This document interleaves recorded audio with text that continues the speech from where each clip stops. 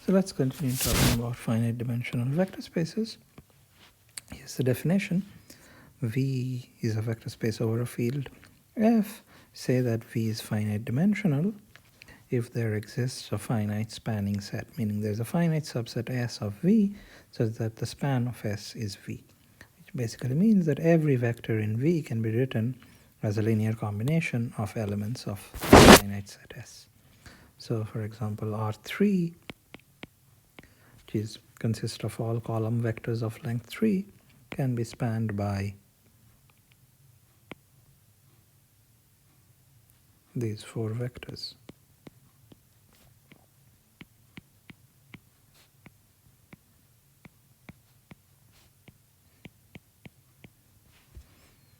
Every vector in three-dimensional vector space can be written as a combination of these vectors. So here is a finite spanning set, these 4 vectors. I could take that to be my S. So R3 is finite dimensional. Of course, you don't need the 4th one. Just 3 will do. These are usually called E1, E2, E3. R3 is span of E1, E2, E3.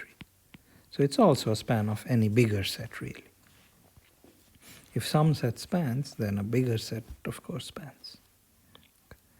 Now we come to the all-important definition of linear independence. So first, linear dependence. So we have taken a bunch of vectors v1, v2, vm in V. Say that v1, v2, vm are linearly dependent if some non-trivial linear combination of these vectors happen to equal to 0. So of course you can take a linear combination and get 0 this way. That is a linear combination that will always give you 0, but that doesn't say anything. So we say that the vectors are dependent if there is a non-trivial combination that is equal to 0. For example, last time we had these vectors, I think 1, 1, 1, 1 minus 1, 1, and 1, 0, 1. And we saw that 1 times this plus 1 times this happens to be 2 times the other one. So if I do plus minus 2 times that, then this happens to be 0, 0, 0. Here is a non-trivial combination of the 3 vectors that equals 0.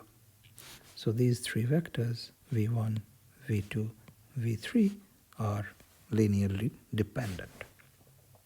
And then you verify this little exercise that saying that a bunch of vectors v1, v2, vm are linearly dependent is equivalent to saying that one of these vectors can be written as a combination of the rest of the vectors. And now you say that a list of vectors v1, v2, vm are linearly independent if they're not linearly dependent. In other words, this is another little equivalent statement. In other words, v1, v2, vm are linearly independent if when a linear combination of them is equal to 0 for some scalars alpha 1, alpha 2, alpha m, the only way this can happen is if all the scalars are 0. So the only solution to this equation, this vector equation, is alpha 1 equal to 0, alpha 2 equal to 0, alpha m equal to 0. That's always a solution. That's sort of the trivial solution, and we don't want any other solution, right?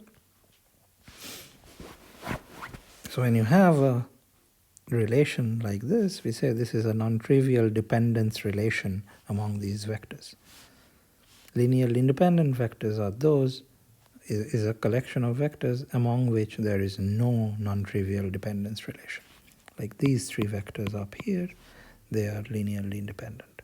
Because the only way you can take a combination of these vectors and get 0 is if you just took 0 times e1 plus 0 times e2 plus 0 times e3.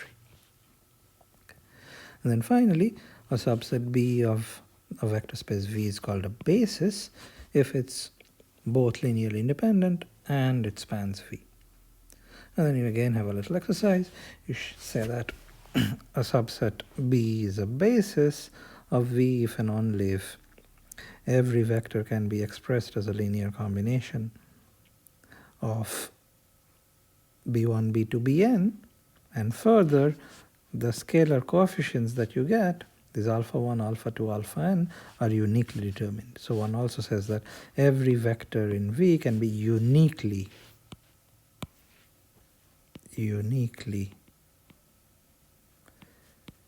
expressed as a linear combination.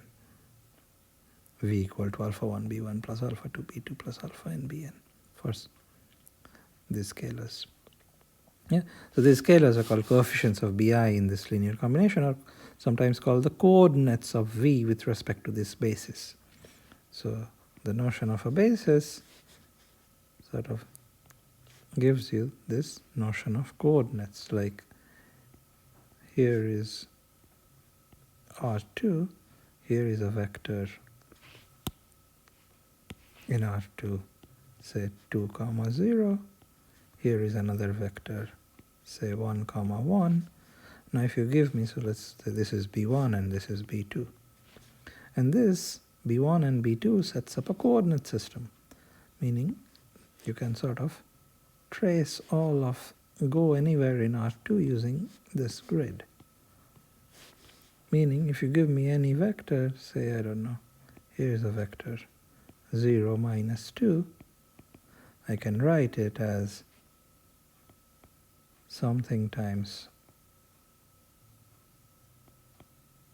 the first vector plus something times the second vector.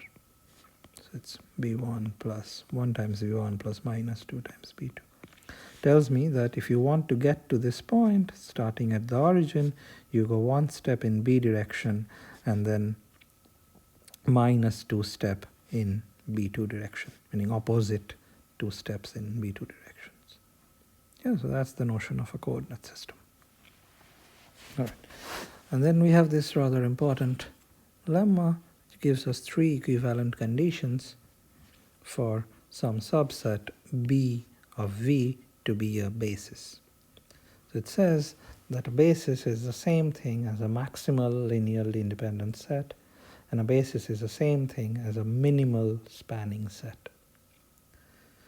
A minimal spanning set is a spanning set such that no proper subset of it is again a spanning set. So you cannot strictly make it smaller and still span.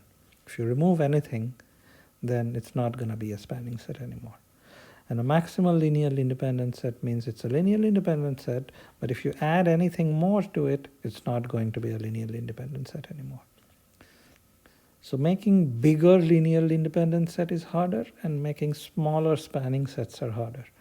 So when you reach any of these extremes, you actually got a basis. So it's sort of the sweet spot in the middle. That's what this lemma says. And maybe we'll argue one little piece of it, the B implies C implication, because that's what we'll need next. And for that I need another lemma up here. It says that if you have a bunch of vectors v0, v1, vn in V, then the following are equivalent. Saying that v0 is a combination of the other guys is equivalent to saying that if you take this, if you throw out v0, the span does not change, meaning the span of all the vectors v0 through vn is same as the span of v1 through vn.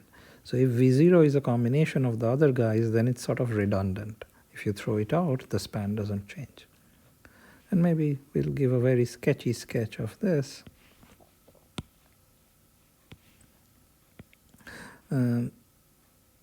So you take, so let's say v0 is a combination so of A implies B, let's say. So v0 is a combination of v1, v2, vn.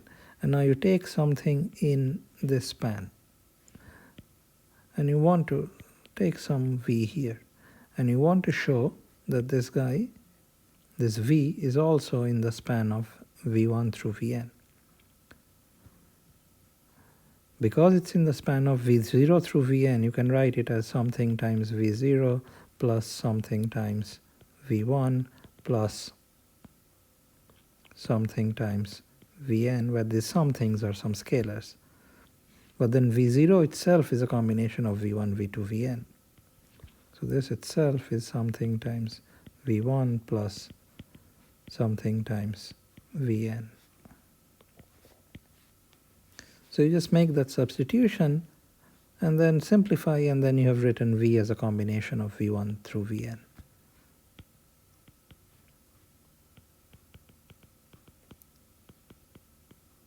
Yeah. So that shows that v is in the span of v1 through vn. That's in a sense the proof. It's written out in the notes. The rest is actually even more trivial. And now that you have this, I can quickly sketch why this lemma is true. So just the B implies C part. So why a minimal spanning set must be a basis. So let's say B is a minimal spanning set.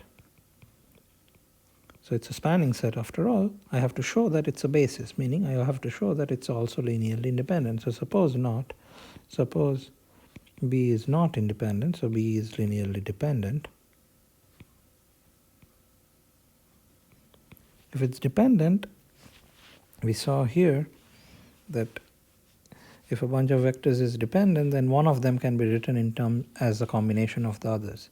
Then some BI can be written as a linear combo of the rest, meaning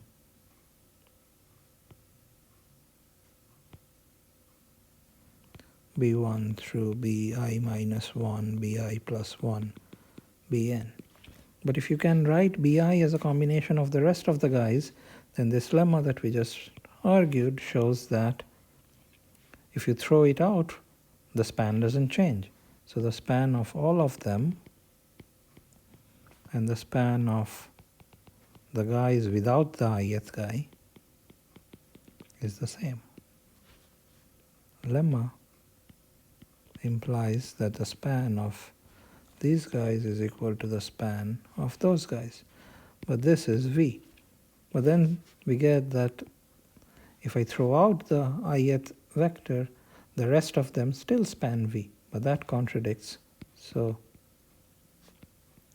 span of B minus the ith guy is still V, but that contradicts the minimality.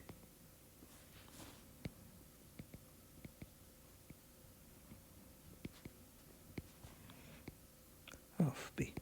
Right? B was a minimal spanning set, so a strictly smaller set is a proper subset is not allowed to be a spanning set.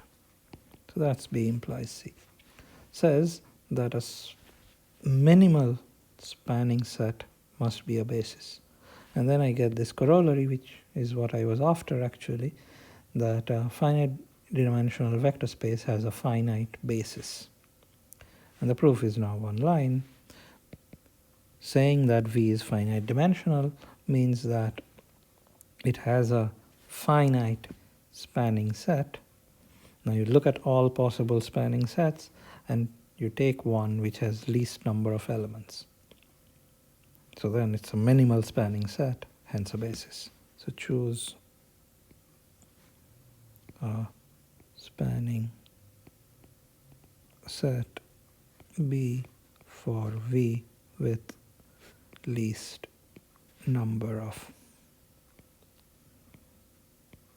least possible size. Least possible number of elements.